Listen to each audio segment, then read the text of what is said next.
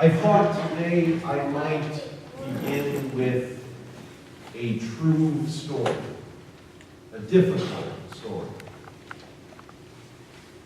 July 4th, 2011, in the town of Berlin, Connecticut, one of the members of my Franciscan community, a priest, was arrested and later charged and convicted of many different crimes related to the abuse of children.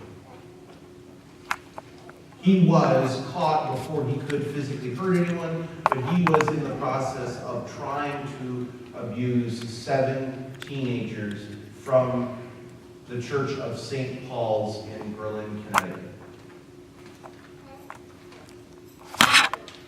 August of that year, I received a phone call. I was finishing up an internship as a student chaplain at Johns Hopkins Hospital just after graduating from the seminary.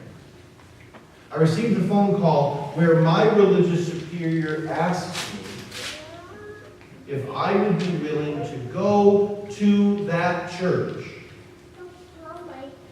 as my first ministerial assignment and take the place of that priest who was in jail. I said yes.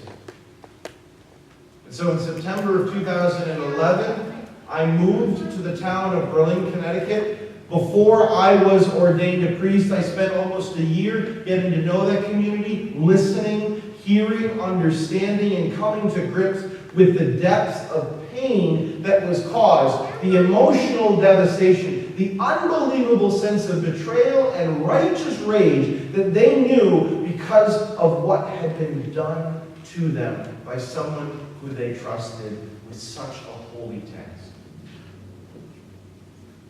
August 25th of 2012, I was ordained a priest in that church.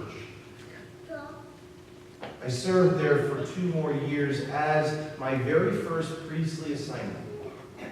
My very first role as a recent seminary graduate, as a young priest, was to be in this place with the hopes, with the prayer, with the desperate desire to be for that community a person who might bring some sense of healing, some sense of hope, some sense that there's something greater than the evil which they knew. The desire that my community asked of me was that I could be part of the healing process.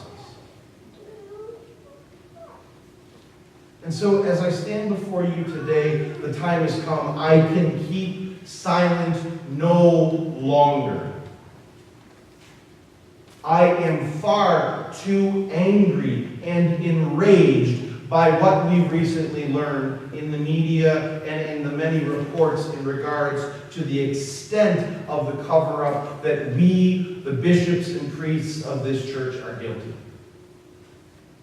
Far too much evil has been done. Far too many lives have been broken, and far too frequently has it been the desire of people in our church so as to cover up, to maintain the good and holy facade. Evil has been covered over, ignored, and perpetrated so that we, bishops and priests, might not be embarrassed publicly. In our first reading,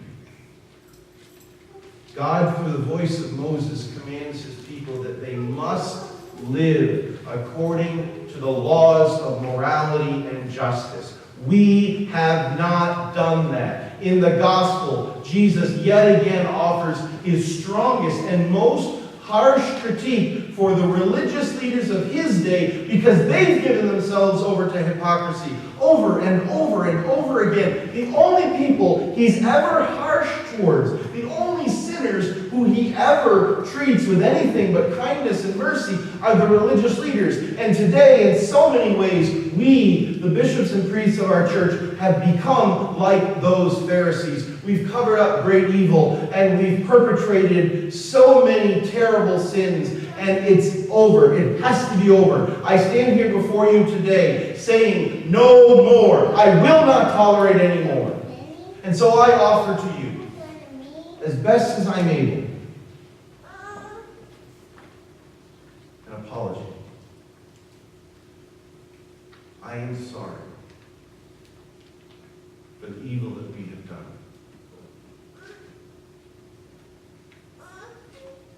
I offer an invitation and a promise. The invitation is this. I don't know where you are in regards to what's been going on in the media and the revelations that you may or may not have seen. It's possible your summer was so busy that you're sitting there stunned. You don't know what even I'm referring to. That's okay. It's very possible that you're as enraged and hurt and wounded and broken and betrayed as I am. Maybe even more so. So my invitation is this. You are welcome to share with me whatever your thoughts are. You are welcome to be heard. Pope Francis has asked over and over and over that we as a church begin to listen to the voice and the faith of the young. I'm inviting you to be heard. Whatever it is that you want to say, whatever message you need to share, whatever you need to get off your mind, get off your chest, whatever venting, whatever message you need to have heard, we will listen. And it very well could be that as a priest, because I am guilty by association, maybe I'm not the one to whom you need to talk. And so we have a staff of 4 other people. We have David. We have Tricia, Leah. Where are these ladies? They're working. Tricia's over here. Leah's in the back doing a lot of good things. They're working like I am too. Except I work up front, they work in the back. We also have T. He's with his family. All of our contact information is on the front of your bulletin. If you need to be heard, if you need to express what it is that's going through your heart and your mind, we will listen. And this is my promise. This is what I promise to you. 1, whatever you share, I will pass along to my religious superior and our bishop without any edits. What you share, they will hear. I promise you that. 2, I promise you, you are safe here. The very beginning of my priesthood was dedicated to providing a community and a space that was safe for everyone, especially safe for people to heal because of the devastation of the abuse of the young. I promise to you, you are safe here. I promise to you that my ministry, our ministry, is aimed at what St. James wrote in the second reading when he said, be doers of the word, not just hearers. Don't be so hypocritical as just to listen to the words and think, that's nice. Rather, put it into practice. Live the words that you hear. For true religion is this: to care for widows and orphans.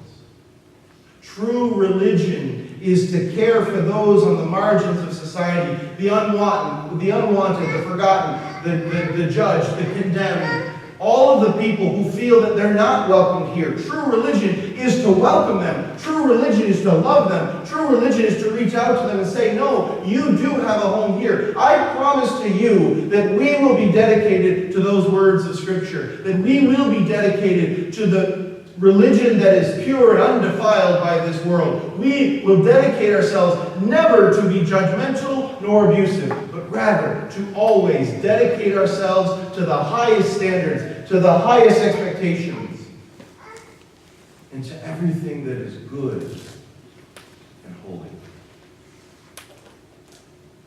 That is my promise. That is my invitation. As best as I'm able. I'm sorry.